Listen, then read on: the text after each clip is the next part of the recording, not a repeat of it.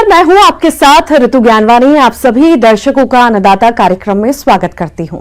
हमारे देश का किसान जन का पोषक है, वो श्रम का देवता है, अन्नदाता है, उसमें ही भारत की आत्मा निवास करती है। ऐसे ही किसानों की प्रगति के लिए हम खेती बाड़ी से जुड़ी हुई बहुत सी नई लाभकारी जानकारियां हर रोज सुबह लेकर आते हैं। तो चलिए कार्यक्रम शुरू करने से पहले देखते हैं क्या है आज के अन्नदाता कार्यक्रम में। नए और पुराने मछली तालाबों की देखरेख और प्रबंधन।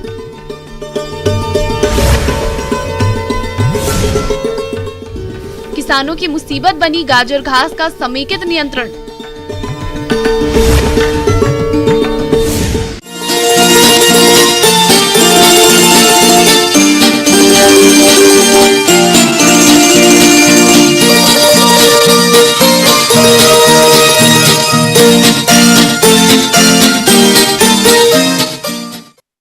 नीली क्रांति की बिहार में असीम संभावनाएं हैं। जी हाँ, हम बात कर रहे हैं मछली पालन की। और मछलियों का अधिकांश पालन तालाबों में किया जाता है और अभी इन तालाबों को दुरुस्त करने और नए तालाब बनाने का सही समय है। तो इसके लिए किसान किन किन बातों का ख्याल रखें और कौन कौन से कार्यों को करें ताकि मछली पालन से भरपूर लाभ मिल सके, इसके लिए देखिए हमारी इस खास रिपोर्ट।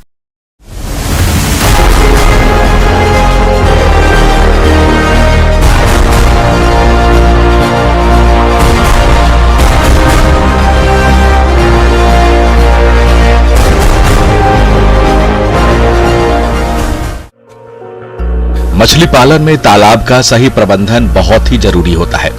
आप नए तालाब का निर्माण करवाना चाहते हैं या पुराने तालाबों की मरम्मत, दोनों के लिए अब सही समय आ गया है। क्योंकि अगर तालाब में किसी तरह की समस्या होगी तो मछलियों में रोग आएंगे, उनका विकास ठीक से नहीं होगा और किसानों का नुकसान होगा। तो आइए पहले बात करते हैं नए तालाब की। तो नए तालाब की योजना बनाने से पहले किस तरह की मछली पालनी है यह तय कर ले। आजकल कार्प मछलियों के अलावा अन्य प्रजातियों का भी किसान पालन कर रहे हैं। कार्प मछलियों के लिए कम से कम 1 एकड़ का तालाब होना जरूरी है। अगर आप सघन मछली पालन करना चाहते हैं तो छोटे छोटे तालाब में भी कर सकते हैं। ऐसे तालाब में पंगेशियस और तिलापिया जैसी मछलियों का पालन किया जा रहा है। आप चाहे जिस मछली का पालन करना चाहते हैं, बाजार मांग को समझ लें। तो आइए नए तालाब के निर्माण पर बात करते हैं। नया तालाब निर्माण के लिए शासन की योजना में निर्धारित लागत का 50 से 75% तक का अनुदान दे है। इस योजना का मकसद मछली पालन के अलावा वर्षा जल इकट्ठा करना, भूमि का जल स्तर बढ़ाना भी है। अपने जिले में जिला कृषि अधिकारी से संपर्क करके पहले इसकी जानकारी लें। किसान भाइयों, तालाब निर्माण से पहले यह तय कर लें कि हमारी मिट्टी कैसी है, क्योंकि बलुई मिट्टी में पानी रुकने में समस्या रहती है।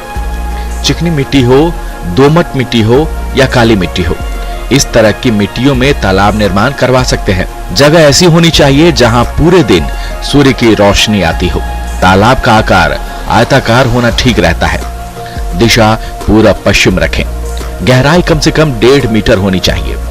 तालाब में वर्षा का पानी या अन्य जल स्रोत से पानी लाने और अधिक पानी के निकास के लिए इनलेट और आउटलेट जरूर लगवाएं।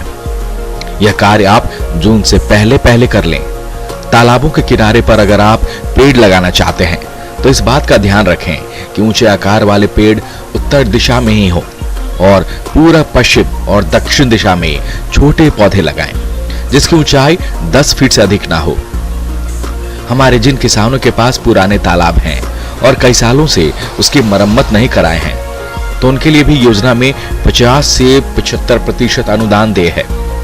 पुराने तालाब की मरम्मत के लिए पहले आप तालाब से पूरी मछलियों को निकाल लें और तालाब का पूरा पानी पूरी तरह से सूखने के बाद 1 फीट मिट्टी निकलवा लें और उस मिट्टी से बंधों को मजबूत कर दें। उसके बाद तालाब में अच्छी तरह से धूप लगने दें और हो सके तो जुताई भी करवा दें। यह कार्य भी आप जून से पहले कर लें। नए तालाब हो या पुराने तालाब, अब आपको तालाब में प्राकृतिक आहार तैयार करने के लिए खाद और चूने का प्रयोग करना है, जिसका सही समय जून का महीना होता है। लगभग 40 क्विंटल गोबर और 90 किलोग्राम चूना प्रति एकड़ की दर से डालना है और तालाब में आधा मीटर पानी भरकर 10 दिनों के लिए छोड़ दें। इन 10 दिनों में तालाब में प्लवक बनते हैं इससे मछलियों का प्राकृतिक आहार भी कहते हैं, जो मछलियों के लिए बहुत ही जरूरी होता है। 10 दिनों के बाद आप तालाब में पूरा पानी भर दीजिए, यानी 1.5 मीटर तक। इसके बाद आप मछली बीज तालाब में डालें। इस व्यवसाय से अधिक लाभ के लिए कार्प मछलियों की 3 या 6 प्रजातियों का पालन करें। किसान भाइयों, अब लेते हैं एक छोटा सा ब्रेक।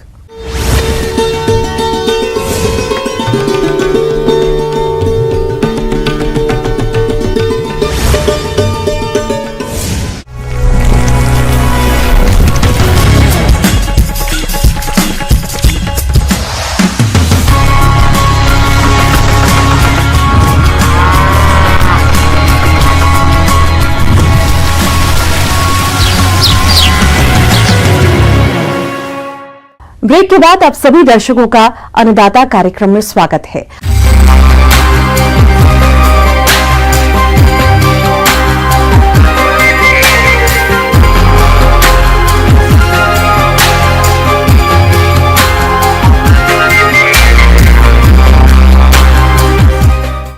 गाजर की तरह दिखने वाला खरपतवार गाजर घास सिर्फ फसलों के लिए ही नहीं बल्कि मनुष्यों और जानवरों के लिए भी नुकसानदेह है। खेतों समेत शहरों में भी ये बहुतायत मात्रा में पाया जाता है और बड़ी तेजी से फैलता है। इसकी रोकथाम समय से करना बेहद जरूरी है। तो चलिए इस बारे में जानते हैं doctor RP CAU Pusa Samastipur के कृषि वैज्ञानिक डॉक्टर DK राय से।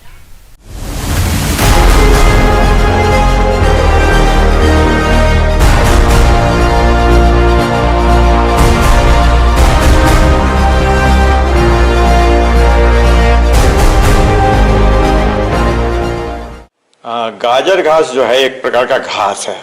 इसका पत्ता जो है गाजर के जैसा मिलता जुलता होता है, इसलिए इसको गाजर घास कहते हैं। इसका साइंटिफिक नेम है पार्थेनियम हिस्टेरोफोरस और ये विभिन्न नामों से प्रचलित है। गाजर घास एक खरपतवार है जिसका वैज्ञानिक नाम पार्थेनियम हिस्टेरोफोरस है।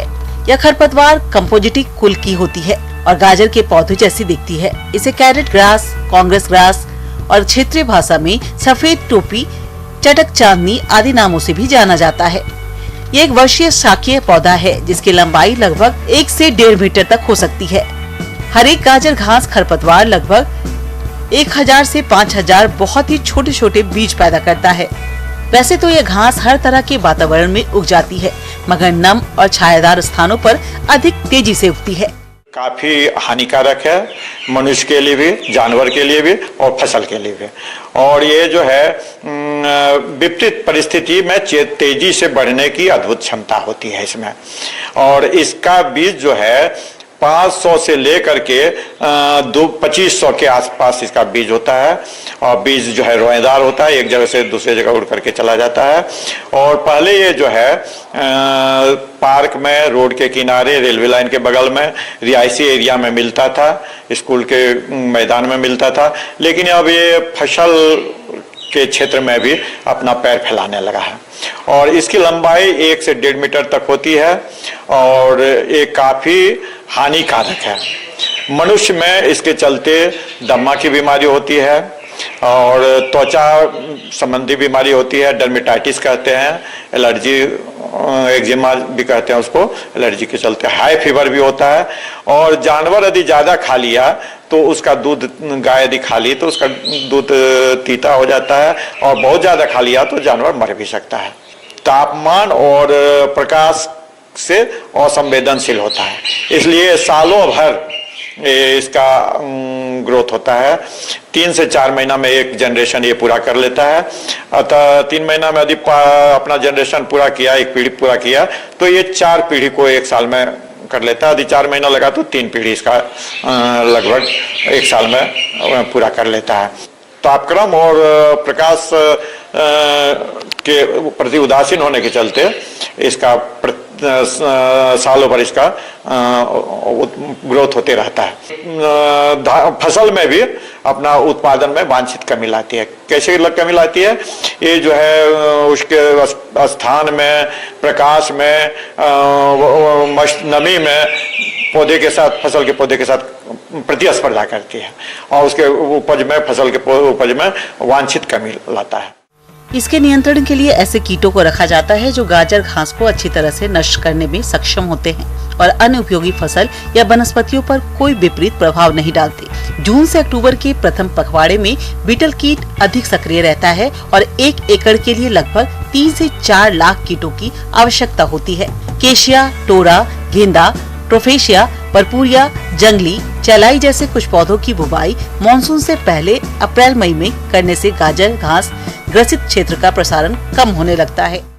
इसका नियंत्रण का जहाँ तक सवाल है, इसके लिए हम लोग जो है फूल आने के पहले इसको उखाड़ करके फेंकें, कहीं जमा करके जला दें या मिट्टी के अंदर गाड़ दें। दूसरी बात है, इसको रसायन का यूज करके हम लोग इसका नियंत्रण करते हैं, जिसमें ग्लाइफोसेट है।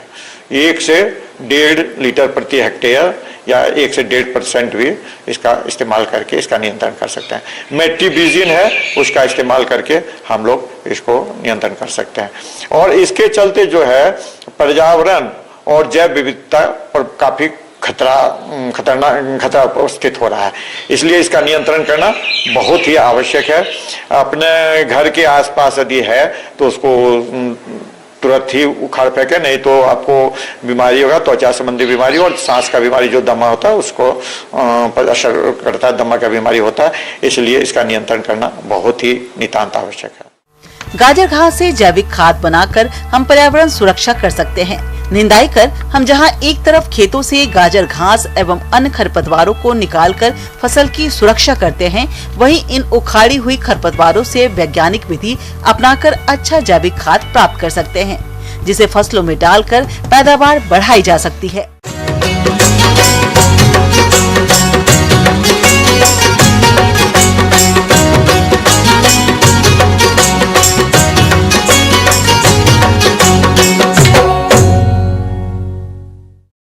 किसान भाइयों, बैंगन की फसल में यूं तो कई प्रकार के कीटों का प्रकोप होता है, लेकिन फसल को सबसे अधिक नुकसान फल और तना छेदक कीट से होता है। ये कीट पौधों और फलों को नुकसान पहुंचाता है, जिससे फल की मार्केट वैल्यू कम हो जाती है। इसलिए समय रहते इस कीट के रोकथाम के उपायों को अपनाना चाहिए, जिस पर आधारित है हमारी ये खास रिपोर्ट। तो देखें और लाभ उठाएं।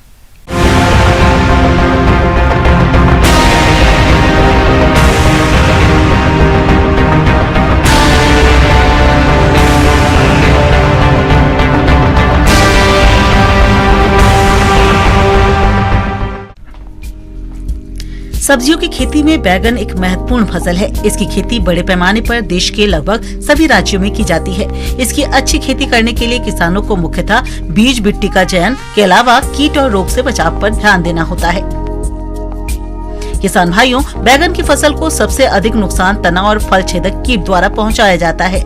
इस कीट के वयस्क का प्रकोप रोपाई के कुछ सप्ताह उपरांत ही हो जाता है और वयस्क कीट पौधों पर अंडे दे देता है, जिसके बाद में उसके लार्वा निकलकर पौधे के तनों को बेधड़क नुकसान पहुंचाते हैं। मुरझाए झुके हुए तने का दिखाई देना इसके प्रमुख लक्षण हैं। इसके बाद कीट की इल्लियां फल में छेद करके उसके अंदर घुस जाती हैं और वह फलों के अंदर ही अंदर खाती रहती हैं, जिससे फल सड़ने लगता है और गुणवत्ता खराब होने लगती है। ऐसे में फलों को उचित बाजार भाव नहीं मिलने से किसानों को आर्थिक हानि का सामना करना पड़ता है। इसलिए समय रहते इसका नियंत्रण करना जरूरी होता है। बैगन की फसल में एकीकृत कीट प्रबंधन के लिए सबसे पहले कीट रोधी किस्मों का चयन करें। खरपतवारों का नियंत्रण कर खेत को साफ सुथरा रखें। जिस खेत में बैगन की फसल पिछले वर्ष ली हो, उसमें बैगन फसल न लगाएं। बैगन की 2 कतारों के बाद 1 कतार धनिया या सौंफ की लगाएं। रोपाई के 2 सप्ताह बाद फेरोमोन ट्रैप 4 से 5 प्रति एकड़ लगाना चाहिए। यदि आवश्यक लगे तो 10 से 12 फेरोमोन ट्रैप प्रति एकड़ 10-10 मीटर की दूरी पर लगाएं तथा ल्योर को 15 दिन उपरांत बदलते रहें। कीट ग्रसित कल्लों और फलों को काटकर खेत से हटाते रहें या गड्ढे में दबा दें। बैगन की फसल में ट्राइकोकोकार्ड जरूर लगाएं। कीट का प्रकोप आर्थिक क्षति स्तर से अधिक होने पर रासायनिक नियंत्रण के लिए एजाडिरिक्टेटिन 1% की 400 से 600 मिलीलीटर मात्रा को 400 लीटर पानी में घोलकर प्रति एकड़ छिड़काव करें। इसके अलावा इमामेक्टिन बेंजोएट 80 ग्राम को 200 लीटर पानी में मिलाकर प्रति एकड़ की दर से छिड़काव करने पर इस कीट का नियंत्रण आसानी से किया जा सकता है। आगे और भी है खेती बाड़ी से जुड़ी हुई बहुत सी रोचक जानकारियां। यहां रुकेंगे एक और ब्रेक के लिए।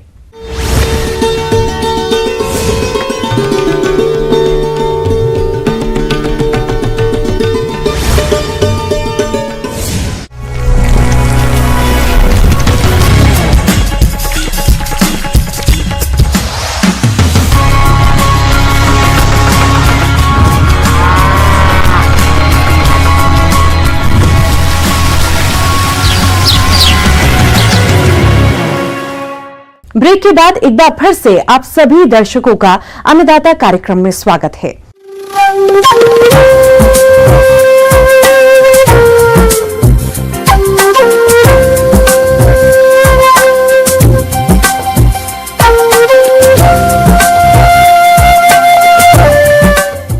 मौसम विभाग की रिपोर्ट पर साप्ताहिक कृषि सलाह इस प्रकार है।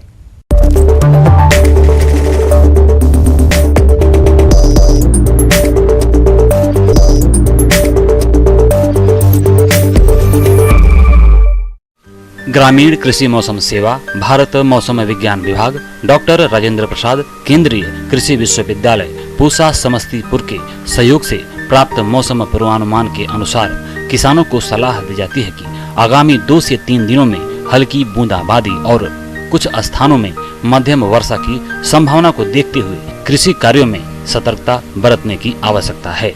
गेहूं, अरहर तथा रबी मक्का की कटनी तथा सुखाने का काम सावधानी पूर्वक करें। कटी हुई गेहूं की दौनी कर सुरक्षित स्थान पर भंडारित करें। फिलहाल खड़ी फसलों में सिंचाई स्थगित करें। कीटनाशकों का छिड़काव आसमान साफ रहने पर ही करें। भिंडी की फसल को लीफ हापर कीट द्वारा काफी नुकसान होता है। यह कीट पत्तियों पर चिपक कर रस चूसते हैं। इस कीट का प्रकोप दिखाई देने पर इमिडाक्लोप्रिड 0.5 मिलीलीटर प्रति लीटर पानी के हिसाब से घोल बनाकर छिड़काव करें। भिंडी की फसल में माइट कीट की निगरानी करते रहें।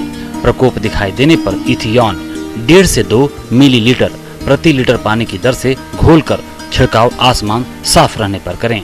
गर्मा सब्जियों जैसे भिंडी, नेनुआ, करेला, लौकी और खीरा की फसल में निकाई गुड़ाई करें। ओल की फसल की रोपाई करें। रोपाई के लिए गजेंद्र किस्म अनुशंसित की गई है। फल मक्खी लत्तर वाली सब्जियों जैसे नेनुआ, करेला, लौकी और खीरा की फसल को क्षति पहुंचाने वाला कीट है। मादा कीट मुलायम फलों की त्वचा के अंदर अंडे देती है। अंडे से पिल्लू निकलकर अंदर ही अंदर फलों के भीतरी भाग को खाता रहता है, जिसके कारण पूरा फल सड़कर नष्ट हो जाता है। इस कीट का प्रकोप शुरू होते ही 1 किलोग्राम छुआ 2 लीटर मेलाथियान 50 ईसी को 1000 लीटर पानी में घोलकर 15 दिनों के अंतराल पर 2 बार छिड़काव आसमान साफ रहने पर ही करें। मूंग और उड़द की फसल में रस चूसक कीट, माहू, हरा फुदका, सफेद मक्खी और थ्रिप्स कीट की निगरानी करें। यह कीट पौधे की पत्तियों, कोमल टहनियों, फूल व अपरिपक्व फलियों से रस चूसते हैं। सफेद मक्खी पीला मोज़ेक रोग को फैलाने का काम करती है। इन कीटों का प्रकोप दिखाई देने पर बचाव के लिए मेलाथियान 50 ईसी दवा या डाइमेथेट 30 ईसी 1 लीटर प्रति हेक्टेयर की दर से फसल में छिड़काव आसमान साफ रहने पर ही करें।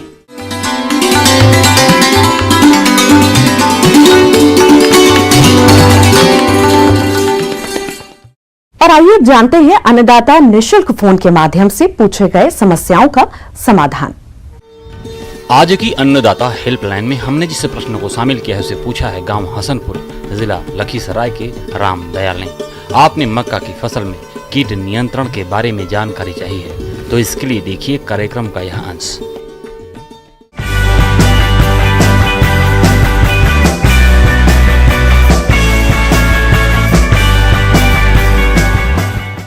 में ज़्यादातर जो है हमारे बिहार में 3 तरह का कीड़ा का आक्रमण बहुत ज़्यादा है।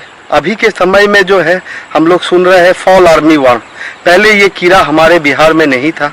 अभी जो है ये कीड़े का आक्रमण 2-3 साल से पहले इंडिया में आया और अगले साल हम लोग देखे थे हमारे बिहार में भी ये कीड़े का आक्रमण शुरू हो गया है।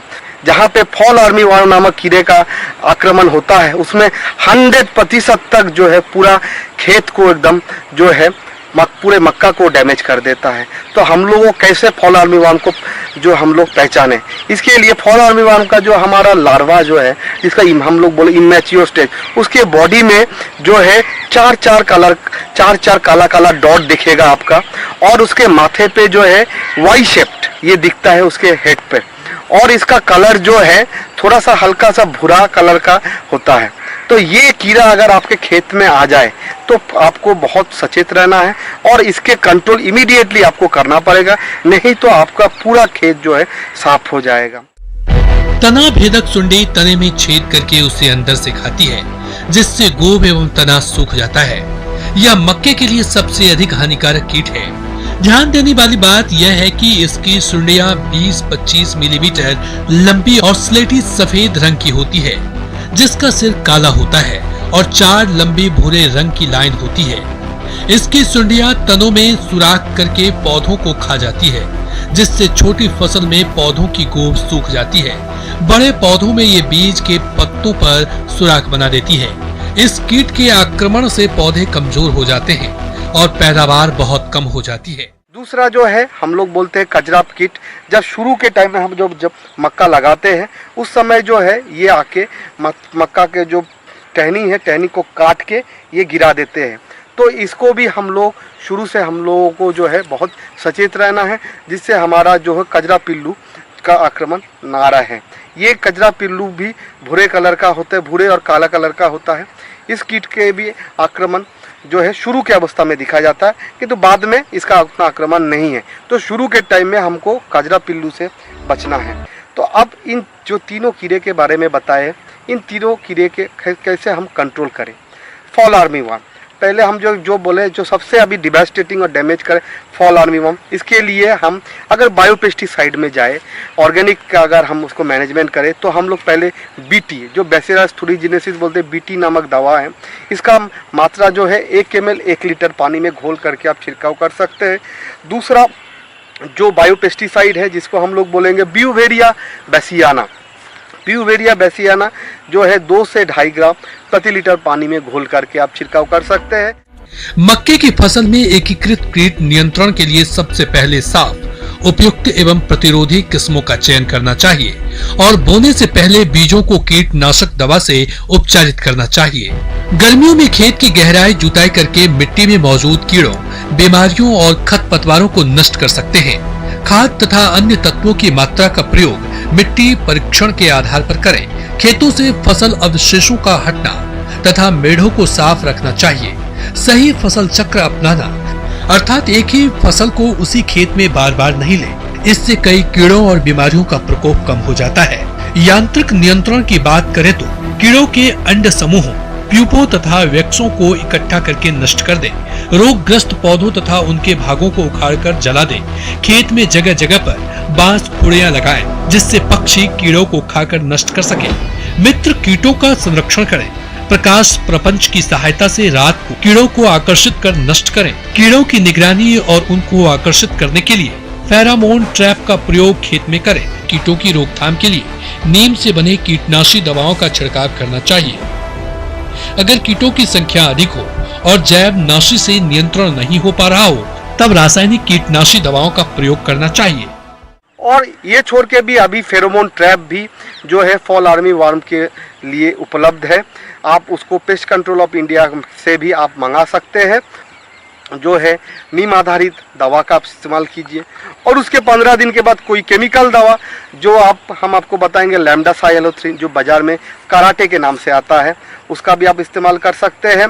इंडोक्सोकार्प जो बाजार में एवांट करके नाम से आता है, उसका मात्रा जो है 2 लीटर पानी में 1 ml, इसका भी आप छिड़काव कर सकते हैं। अगर अधिक आक्रमण हो जाए तो कोराजेन नामक जो दवा है जिसको हम क्लोरानटेनलिपोल बोलते हैं, बाजार में कोराजेन करके नाम से मिलता है, इसका मात्रा 1 ml प्रति 3 लीटर पानी में घोल करके आप छिड़काव कर सकते हैं। तो ये बहुत ऑर्गेनिक और रासायनिक दवा का आप छिड़काव करके इसको आप बहुत हद तक कंट्रोल करें। अगर खेत में आ जाए तो आपको बहुत सचेत रहना, आपको इमीडिएट कंट्रोल मेजर करना पड़ेगा, नहीं तो आपका खेत पूरा खाली हो जाएगा।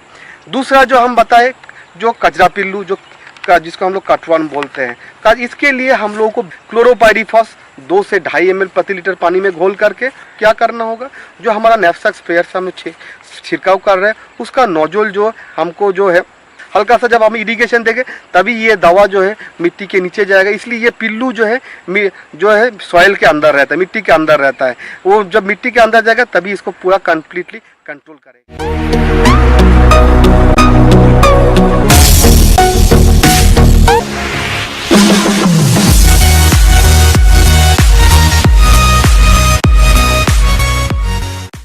एक नजर डालते हैं राज्य के कुछ मंडियों के प्रमुख फसलों के बाजार भाव पर।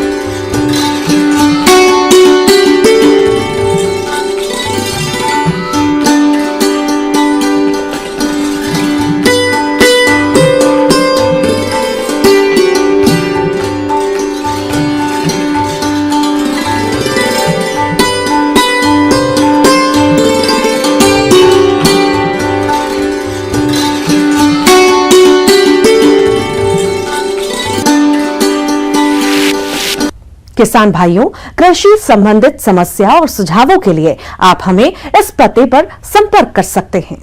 प्रोड्यूसर अन्नदाता, news 18 Bihar Jharkhand, Ramoji film city, Hyderabad 501512।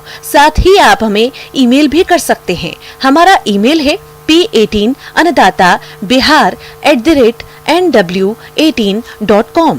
इसके अतिरिक्त आप हमें निशुल्क हेल्पलाइन नंबर 1800889216 पर सोमवार से शनिवार सुबह 10 से शाम 4 बजे के बीच संपर्क कर सकते हैं। अब समय हो रहा है आपसे विदा लेने का। कल फिर मुलाकात होगी कृषि से जुड़ी महत्वपूर्ण जानकारियों के साथ। नमस्कार।